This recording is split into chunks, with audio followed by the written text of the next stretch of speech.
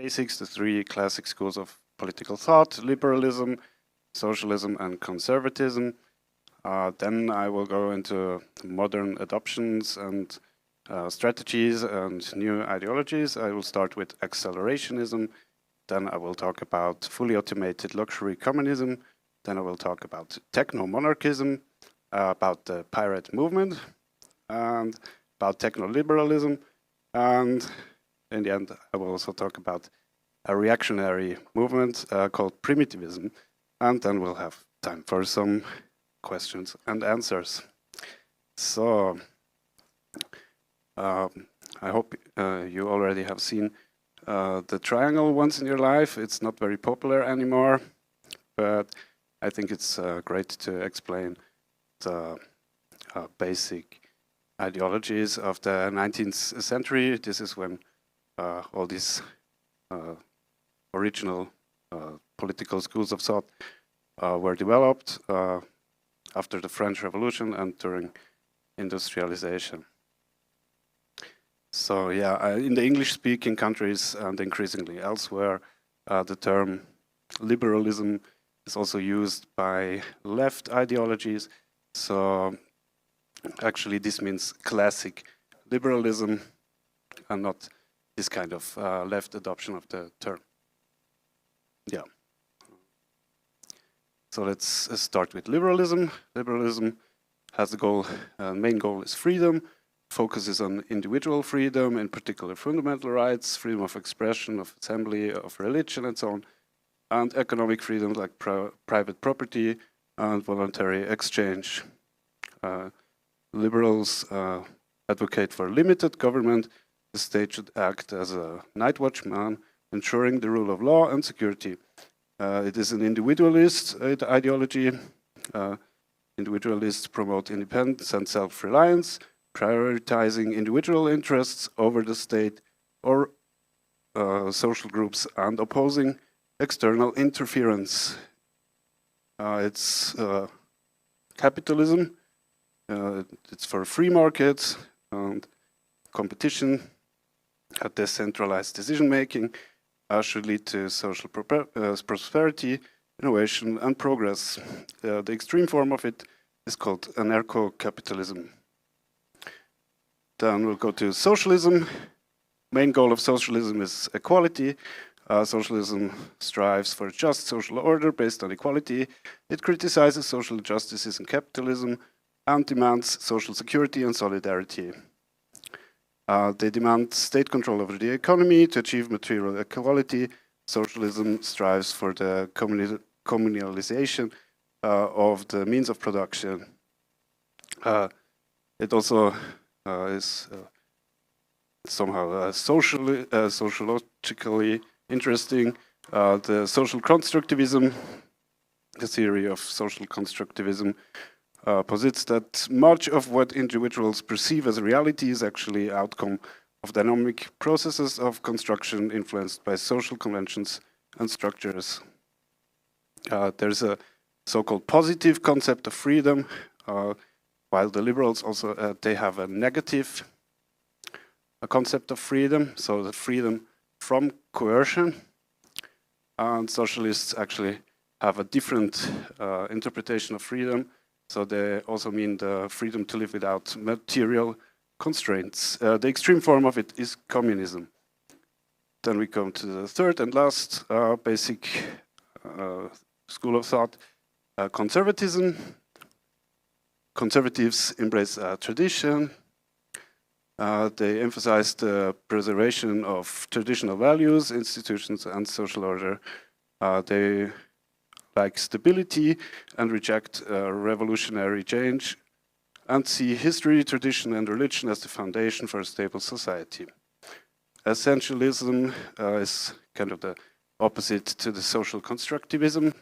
So they see that human nature is naturally unequal, with everybody having their place in a hierarchical order. The extreme form is reactionary, so that means they want to go to the status quo ante. So this was just a very short overview of the basic schools of thought.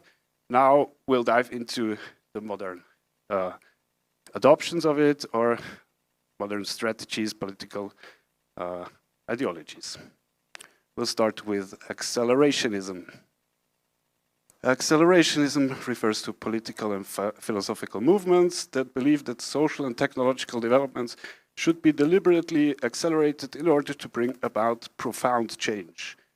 Instead of gradually reforming existing systems, their internal dynamics, such as capitalism, technology, or automation, should be advanced to such an extent that they overcome themselves or transform into something new, or they should take us to the next stage of civilization. Very different movements call themselves accelerationism, even completely opposing ones. So this is probably the most famous one of the accelerationists. It's called effective accelerationism, or in short, EAC.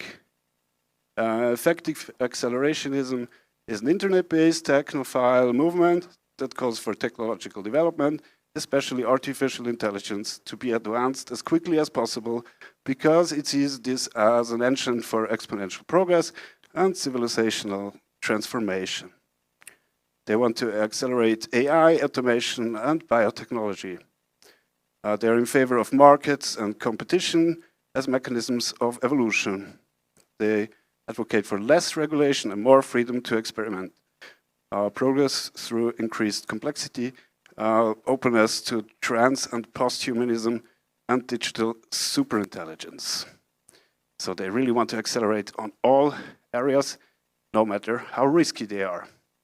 So this is why there's an opposing idea called defensive accelerationism. I think it was first introduced by Vitalik Buterin, the co-founder of Ethereum. So they have a defensive form of accelerationism, and they want to also have technological progress, but they emphasize that security and resilience mechanisms must be developed at least as quickly as the technology itself. If AI, biotechnology, or automation advance exponentially, the following must grow at least at the same pace in order to avoid systematic risk. Security architectures, governance structures, decentralized control mechanisms, robustness against misuse. And then I will come to a completely different form of accelerationism, Marxist accelerationism. Well, first I have this short overview of the differences between the effective accelerationism and the defensive accelerationism. So you can see maximum acceleration, while defensive accelerationists want to prioritize safety. The effective accelerationists want less regulation, while the defensive accelerationists want protective mechanisms and resilience. And yeah, they both want progress, but the defensive accelerationists, they see risks and they demand active countermeasures to this risk. So now we come to the Marxist accelerationism. It's quite interesting. It has not the same goal, not the goal of just progress and innovation and so on. So it wants to accelerate capitalism in order to cause chaos. The idea is Marxist. So Marx actually himself, he wrote a text in 1848 about free trade, and he advocated in favor of free trade, which is kind of strange. And he argues that free trade is causing some problems. So he actually wants that the bourgeoisie and the proletariat, they go further away from each other, and he just thought that you can crush capitalism with capitalism. So if you accelerate it too much, it will be destroyed. Yeah. So it's a very strange kind of accelerationism. Most of the left, obviously, is not Marxist accelerationism, is not mainstream, but I think the idea, which was developed at the cybernetic culture research unit in the 80s or something like that, it still has an influence on some left-wing groups. Yeah, this was the overview over these three very different forms of accelerationism. Now we'll have a short video on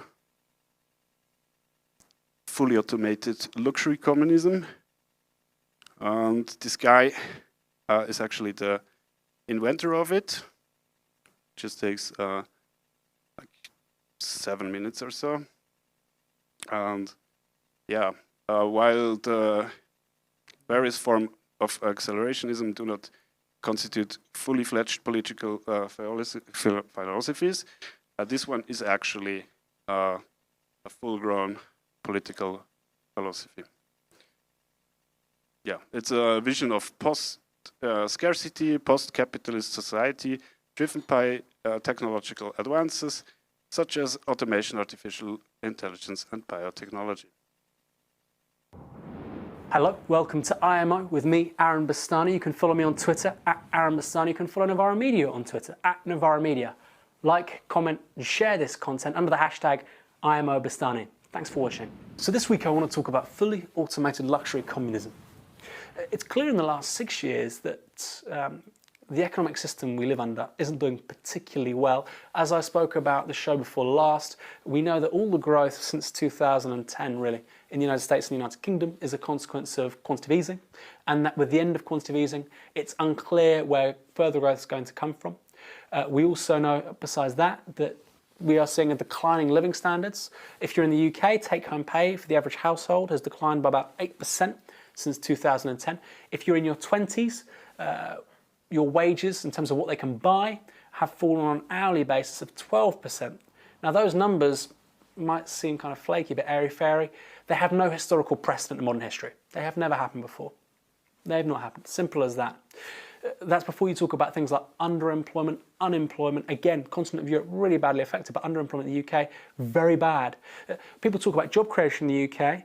1 million jobs have been created since 2010 amongst the self-employed. That's the biggest group in terms of job creation in the UK. But they've also seen their wages fall the largest. Since 2006, the self-employed as a group have seen their wages fall by 20%. So even though we haven't got the unemployment rates of somewhere like Spain or Greece, the declines in wages we're seeing in the UK more than make up for that in terms of what's really unfolding since the crisis. The same is true for Germany.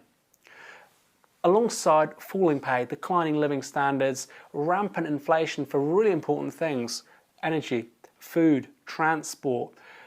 There's also, of course, as you probably all know, public account problems. So we're having big public sector deficits here in the UK. People talk about cuts to the public deficit. Again, it was something we touched upon on the show before last. The UK has a deficit of more than £100 million a year, and massive, unprecedented cuts to public spending aren't really addressing it. They're not really dealing with it.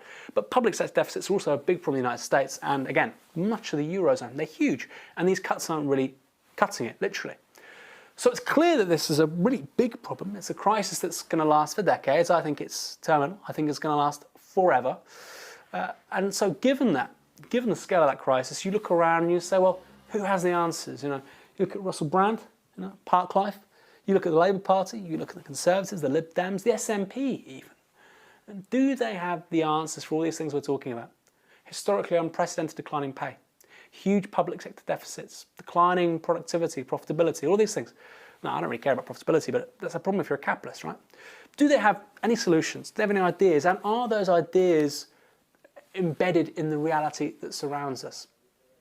I'm not so sure.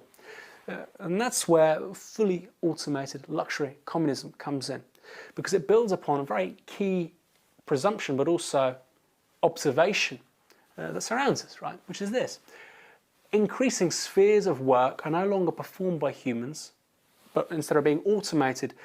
Intuitive examples are two. I'll give you two. First one, self-service checkouts in supermarkets, right? You go to Sainsbury's, you go to Tesco, and you put your thing through the self-service checkout, you probably take a few things as well, right? Yeah. You take 2 croissants, you pay for one, whatever. We've all done it. Self-service checkouts, that used to be performed by a human being, and now it's being performed by a machine. It's been automated. That is just a microcosm of a process that essentially characterizes capitalism. An increasing amount of work is done by non-humans, by fixed capital, by automation, algorithms, rather than variable capital, wage labourers. Another great example in the UK is the underground. So at the moment there's this huge debate about automating the tube system, London Underground system, right? Driverless trains. And driverless trains will obviously happen at some point in the 21st century. Question is when they'll be safe enough. I mean, they will obviously at some point be probably safer than what we currently have. That will probably happen at some point. The question is when, obviously. So there's this big debate about automating the tubes. And in my view, automation, when it serves people and not profit, is what we call progress. The problem is, under capitalism, it's not about serving people, it's about serving profit. It's about increasing profitability. It's about cutting costs. It's not about cutting the hours worked by people, increasing people's leisure time, and that's what it should be about, right? So if you automate the tube, it shouldn't be about, making thousands of people redundant. It should instead be about saying you get the same amount of pay, but you now work a 10 or 12-hour week. And those are trends throughout the economy. And in the next several decades, there's a bunch of studies out there which say, look, we basically aren't going to have enough jobs. Everything's being automated. You've got algorithms making trades on stock exchanges, and then you've got algorithms writing about these algorithms making trades in Forbes magazine. Algorithms writing about algorithms. And that's just the beginning. So when we talk about drones, automated distribution, driverless cars, automated agriculture, and so on and so forth, the question is, how many jobs are there going to be? Because these are two things that every politician, journalist, regime lackey wants to talk about. Two things I want to talk about. They say automation changes everything. Yes, it does. It does. Automation changes everything. We've got to create jobs. Right? And actually, these are two competing realities. The point is that automation eliminates jobs from the production process, and you want to create jobs is problematic because why? If something automated is doing something that a human was previously doing, why would you want to automate that? That seems ridiculous. It seems bizarre. It's like saying job creation. Let's smash up all the tractors and get people out to cut the fields themselves. This is nonsensical. Who'd want to do that? So the kind of imperative behind fully automated luxury communism is this: you recognise the reality of capitalism, and you say, well, look, this actually creates the possibility for massively reduced work, a post-work society, if you will. So it's quite clear to me that if you look at the trends, this decade, the next decade, there's no reason why we couldn't have a 10, 12, 15-hour working week. And that could be expedited either through a massively increased minimum wage, guaranteed social wage, maximum working week, maybe a combination of all three. So you'd be working 10, 12, 15 hours a week. Now, what does that mean? 10, 12, 15 hours a week. A lot of people out there will say, well, that would just be terrible, be awful. People would just be sitting on their asses doing nothing. Oh, maybe they would, I don't know. I don't think most people would, actually. I think most people would see their humanity, their creativity unleashed. I mean, imagine, you work a 12-hour week, and what do you do the rest of your time? You don't just have one career, one vocation, one language, one life. You have, half a dozen. You could retrain as a mechanical engineer, as a neuroscientist, as a chef, as a carpenter, as a painter and decorator, as a personal trainer, as a car mechanic, as an astrophysicist. You could learn French, Swahili, or Hausa, Brazilian Portuguese. You could learn tango, flamenco, you name it. Right? That's what literally the life of meaning is, and that's what fully automated luxury communism is about. It's about experiencing and realising one's humanity. That cannot be done through wage labour. That can only be achieved through what one might call organic living labour, which is mixing one's labour with the world, but not under compulsion of earning a wage, because that's never really done many people a favour. So that is what fully automated luxury communism is about. It's about observing the world around us, and it's about seeing all these processes, all these realities, the fundamental reality of capitalism, which is fixed capital replacing variable capital, automation replacing wage labour, and saying, hey, hang on a minute, let's take that and run with it, and let's change the world. What do you think? Please put your thoughts below in the comments. If you're working 12 hours a week, what would you do the rest of your time? I know I do, I'm going to put it down there. Okay, that's all for this week. Like, share, comment on this video. Fully automated luxury combat. So, yes, you've heard him explaining some of the ideas that he has. It's all about post-scarcity, post-work, and so on.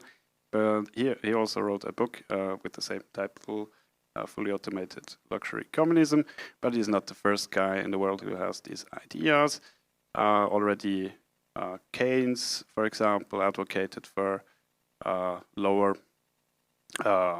less working hours per week, thanks to automation. And also a guy called Allende from Chile, he had very similar ideas. So he's not the first one, but he's the first one who lives in a time where it's actually possible to think about these ideas. Yeah. Then we'll go to a completely different ideology, very dark thing. It's called techno-monarchism. There's a guy called Curtis Jarvin who talks about the dark enlightenment. So this guy proposes replacing democratic systems with a centralized hierarchical leadership structure comparable to a monarchy or CEO-led company. The state should be organized like an efficiently run company with clear responsibilities at the top instead of distributed power through elections and parties. So it's deeply anti-democratic. Society is seen as naturally unequal, something I already told you about conservatism, so it's close to conservatism. He sees difference in performance and ability between races and so on. So we can also call him a racist if you want. Promotion of innovation, capital accumulation, and technological progress. This guy is very famous in the Silicon Valley. A lot of people, also from the Trump administration, like J.D. Vance, like this guy and his ideas. Then we'll talk a bit about the pirate movement, something a bit more friendly, a little bit less dark. And I think most of you already know a lot about the pirate party, so I have just a very short video from PewDiePie who explains in 1 minute what the pirate party movement is. Oh my god. I was watching an official session of the European Parliament and noticed that the member of the European Parliament is using Pew's chair. She is the president of the European Pirate Party. Well, well, well. I have no idea what they stand for, but I approve all their politics. Unless it's anti-Semitic or racist or... Yeah, that's it. That's my only requirements. Oh my god! We did it, boys. She's wearing the Jurgen merch too. Legend. Piratpartiet. Wait, it's a Swedish? Civil libertarianism. Internet freedom. Defend the freedom of expression, communication, education, respect the privacy of citizens. Okay, epic. Defend the free flow of ideas, knowledge, culture. We can definitely use that. Support politically the reform of copyright and patent laws. Epic. Open access, open data. Epic. That's cool. That's so cool. Dare I say, huge PP. So yeah, this was just a very short introduction. This is a bit more detailed. In the center of the pirate movement is the idea of empowerment. Some also call it self-empowerment. You can see here the most important things, and this is a huge diagram. I won't go into detail now, but of course it's about privacy, transparency, free exchange of tools, ideas, culture, knowledge. It's a humanist ideology. It is in favor of diversity, resilience, and so on. So yeah, I won't go into detail because it's just not enough time to go through all these things.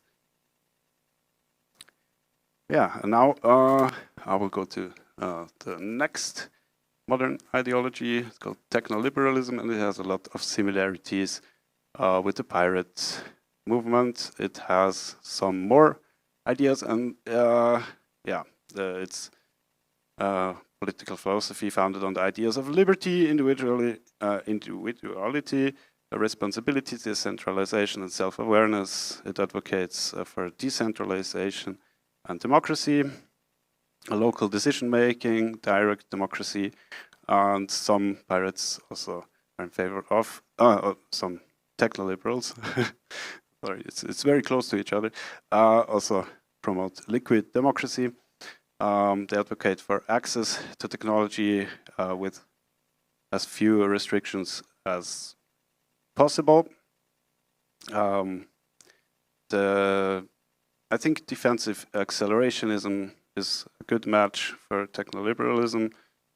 Some of the ideas that I wrote in here are just very everybody accepts them as part of the techno-liberal movement, but some of them may not be, because it's not very developed yet. So you don't have like there is no German Wikipedia entry on this ideology, for example. It's still in development, so many ideas come together. Something like high trust society, something also Vitalik Buterin promotes, and some are opposed to this idea. Interesting is, for example, adoption to automation, robot tax, but not all techno-liberals are in favor of that. But there is a common sense that that big tech companies should be taxed to pay their fair share. And on the other side, yeah, it's a liberalism. There's also like a libertarianism. That there's also a techno-libertarianism, which is way closer to what we just had, to techno-monarchy. So yeah, it's not fully developed yet. This is what I want to say. So yeah, I'm also myself. I try to develop this idea, and I'm from Switzerland, so we already have very decentralized distribution of power. We have direct democracy. It's very innovation friendly, and yeah, we are peaceful and non-expansionist. So I think this political philosophy could be something which fits very good to Switzerland. Yeah, this was just this very technophile. All these modern ideologies that I just showed you were all very technophile and in favor of technology. And I think that if we have acceleration in AI and so on, there is going to be resistance, and there's going to be people who want to have the opposite of it. So this is why I think that primitivism could also be one of the ideologies in the future that could be popular. So yeah, this is a reactionary ideology as a response to technological progress, a movement that rejects modern civilization, technology, industrial society, and considers return to simpler pre-industrial ways of life to be ideal. There's various forms of it. There's anarcho-primitivism. Maybe you have heard of the Unabomber terrorist from a few decades ago in the United States, who blew up a lot of companies. He also threatened the New York Post and the New York Times to publish his manifesto, and he actually succeeded with that. So he, with his bombs that he built in somewhere far off in a little hat where he had no electricity and so on. Yeah, he managed actually to get these huge newspapers to publish his manifesto just with threatening of bombs. Then there is green primitivism. A few weeks ago, there was a sabotage in Berlin, which was done by the Vulcan Group, We don't know yet who is really behind this Vulcan group, but their texts seem to be aligned with green primitivism. So they want to fight what they call techno-fascism, and sometimes they just sabotage the electricity of normal people. Yeah, and there is also a religiously motivated primitivism. The Amish, for example, they just still use horses for transportation, and they refuse modern technology. In contrast to all the others that are mentioned here, they're very peaceful and they do no harm, but they just live in places where they don't use technology. And there's also, for example, Salafism, an extreme form of Islamism, who want to live like in the ages when Muhammad lived.